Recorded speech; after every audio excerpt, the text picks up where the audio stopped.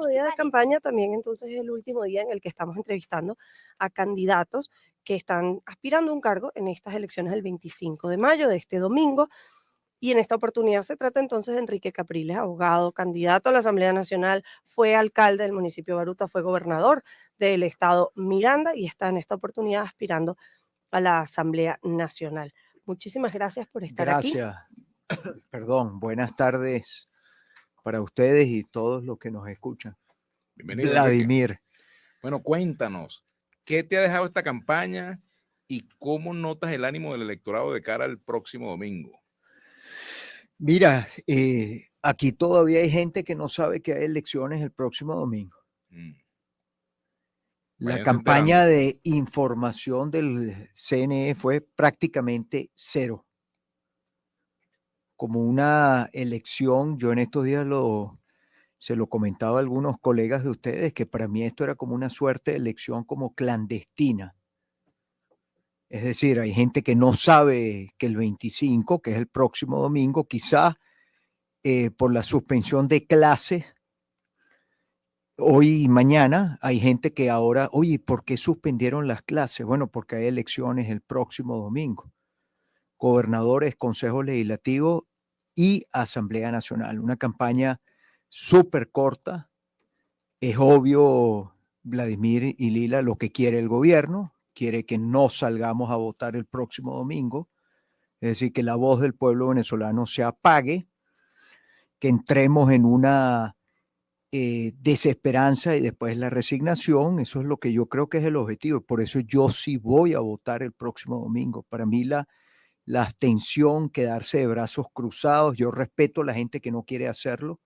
Creo que es un error. Creo que la abstención la hemos vivido, ha sido muy costosa para quienes queremos un cambio democrático en este país. Creo que el derecho siempre hay que ejercerlo, siempre hay que mantener viva la mayoría y la voz de cambio. Enrique, ¿y cómo se recupera la confianza? Porque en el fondo eso habla de falta de confianza en las instituciones, falta de confianza en el liderazgo.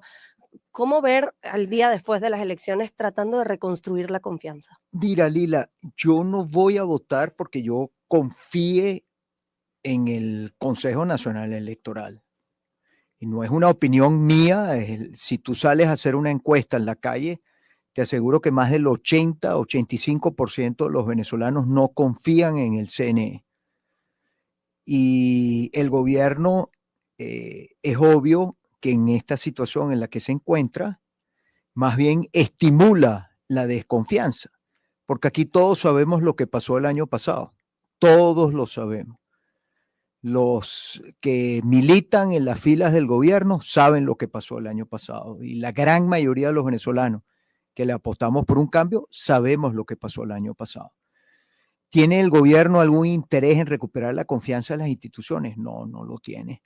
Que el gobierno al final lo que quiere es que el país se quede así, que la gente no se involucre con la política, que entremos en la apatía, el desinterés. Te aseguro el operador y los tres que están aquí, tú les preguntas fuera del aire si van a votar, de repente dicen, ¿para qué vamos a ir a votar? Si igual el gobierno, ¿es o no es? Igual el gobierno hace lo que le da la gana.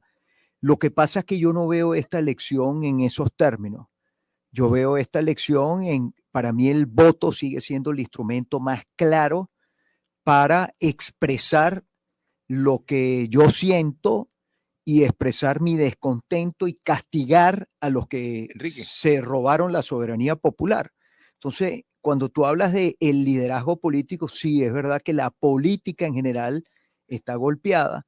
Yo le digo a la gente que esto no lo veamos, no lo personalicemos. Yo entiendo que hay que ponerle nombre y apellido a los cargos, porque no es un referéndum, es una elección con 24 gobernadores, diputados de los consejos legislativos, circunscripciones, diputados de la Asamblea Nacional. Tienes que poner nombre y apellido.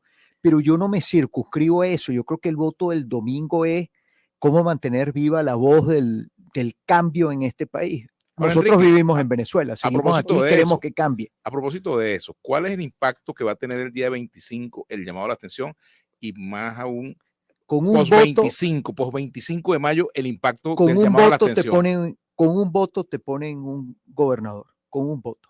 No es verdad, Vladimir, que entremos en aquello del debate de la legitimidad.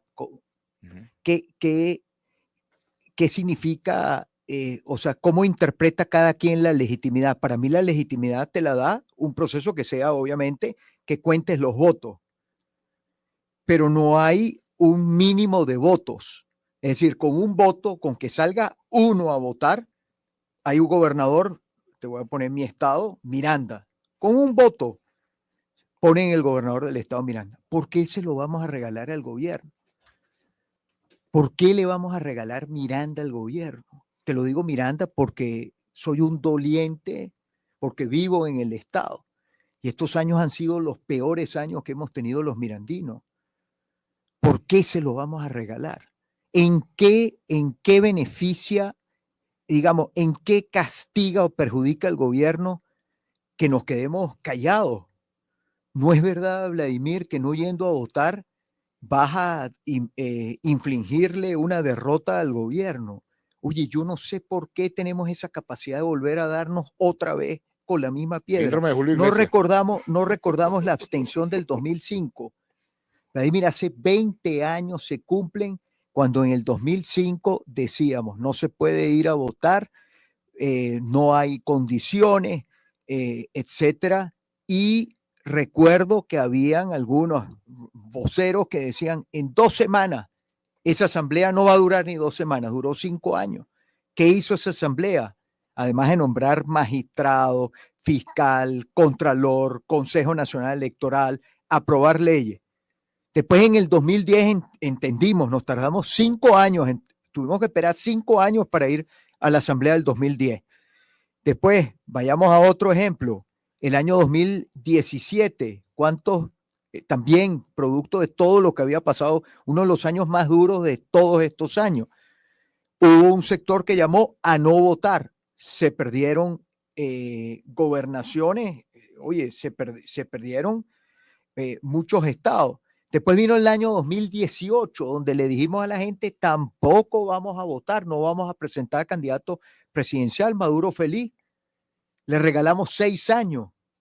Y somos a veces, yo digo, tan contradictorios, porque además yo creo que hay que decir la verdad. Yo creo que la verdad para mí siempre será mejor a la mentira. Creo que solamente desde la verdad es que podemos construir.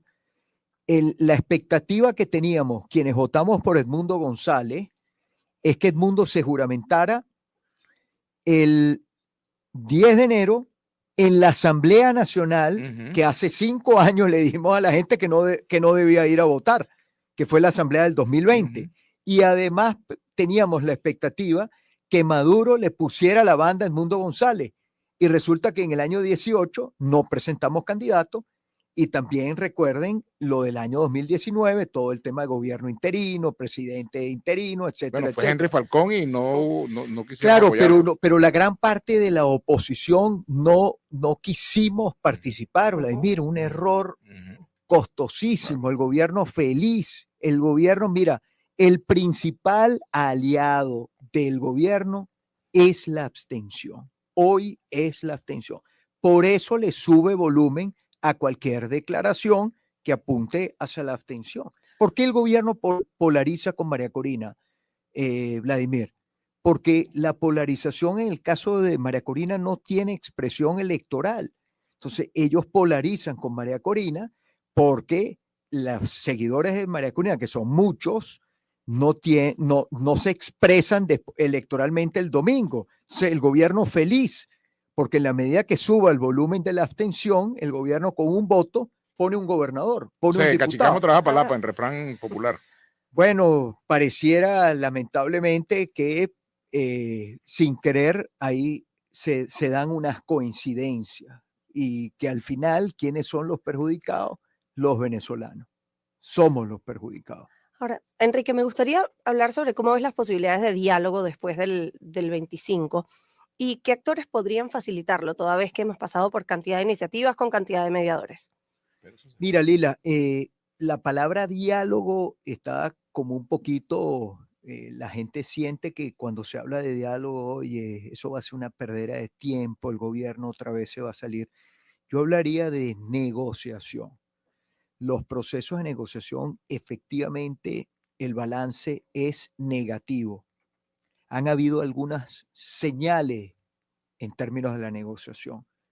La primaria del año 2023 se hizo gracias a una mesa de negociación que había, porque todo apuntaba a que venía una decisión judicial o venía el impedimento por parte del gobierno. Y se logró que se respetara el proceso de primaria donde resultó electa María Corina. Es decir, allí hubo, digamos, como algunos ápices, algunos temas de negociación, pero una negociación como tal que requerimos los venezolanos no se ha dado. Ahora, ¿cuál es el camino para que se dé una negociación? Que vuelva a la política. ¿Cómo hacemos que vuelva a la política? Yo creo que la próxima Asamblea Nacional pareciera, todo indica que va a ser el centro de la política. Yo voy a la asamblea con esa intención. Ahora, no voy a la asamblea cuando se habla de negociación, es que creen algunas personas que la negociación es un tema de un reparto entre políticos o para resolver los problemas de los políticos, no, para resolver los problemas del país, que son grandes. Todavía no hemos tocado el primero. Hablábamos antes de ir al aire el tema del Bolívar Sí. respecto al dólar. Eso es una tragedia. O sea, el Bolívar todos los días pierde cerca de, algunos días, ha llegado a perder 2% en un día. Es una devaluación de 2% en un día. Cualquier país es un escándalo. Aquí pareciera que, bueno, algo que se ha vuelto normal. No, no es normal. Eso es un problema, porque cuando tú lo llevas a los empleados públicos y lo llevas a la gente que todavía gana en bolívares, bueno, todos los días pierde valor su ingreso, porque además la economía está, todo es en dólares. Ahora, sobre eso, una de las cosas que nos han reiterado los candidatos es que en los sectores populares hay mayor disposición a participar. Absolutamente. Creo ¿Qué, que qué hay se una ve en esos mayor, recorridos? creo ¿Y que hay, por qué? que probablemente no nos están escuchando en este momento, porque bueno, el target de Onda es más, menos en la parte de los sectores populares. Yo creo que ahí hay, yo diría, como más conciencia de lo que representa el voto en términos de protestar, en términos de castigar, porque al final el voto, es verdad que hubo una represión después del 28 de julio, hay mucha gente que siente miedo, hay gente que no quiere trabajar en el proceso electoral porque piensa que eso puede tener un costo, pero la verdad, Lila, es que de los más de 7 millones y tanto de venezolanos que votamos por el cambio el año pasado, si hubo una, como les decía, hubo una represión, testigos, miembros de mesa, pero el gobierno no encarceló a 8 millones de venezolanos. Es decir, ahí, es más, ¿cuántos empleados públicos también votaron en contra de este gobierno? Y el voto secreto, ¿tú no viste que el gobierno pudiera tener alguna evidencia de que algún empleado público había votado en contra y fue despedido por Enrique, votar en contra? Porque el voto sigue siendo secreto. Entonces, conclusión, sigue siendo el instrumento más claro, con menos riesgo, en un país donde Ujú. todo es un riesgo, con menos riesgo, y yo creo que ahí en la mayoría, porque la mayoría, Lila, vive en los sectores populares. Este es un país donde la gran mayoría de los venezolanos viven en los barrios de nuestro país, esa es la mayoría de la población, a pesar de que también hay decepción, también hay apatía, también hay un tema de, bueno, ¿y cuál es la utilidad de esto? Si igual no van a respetar mi decisión, pero creo que en el ADN de la gente, del venezolano, está el tema de, bueno, yo voy a votar. Enrique, a propósito de eso, de eso que está en el ADN del venezolano, nos queda muy poquito tiempo. ¿Cuáles son las razones para que el ciudadano vote el próximo domingo? ¿Qué gana Porque el si no ciudadano común? votas, porque si no votas, ¿qué, qué va a pasar si no votas, si te quedas en la casa?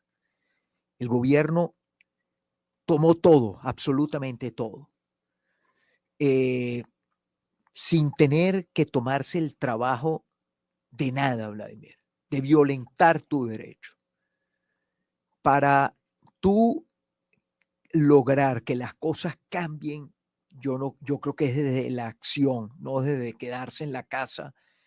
Esto del silencio, ¿qué vas a ganar con el silencio? El gobierno feliz que nos quedemos callados, feliz que no salgamos de la casa.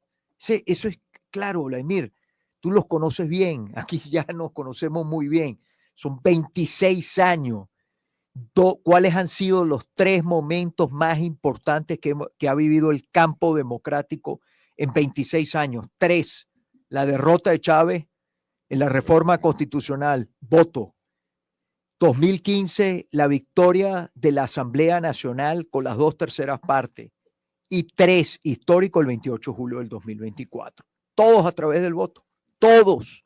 A pesar de, porque nunca han habido, ojo, nunca han habido condiciones democráticas. Siempre hemos tenido que lidiar con las tropelías, con el ventajismo, con el abuso de poder.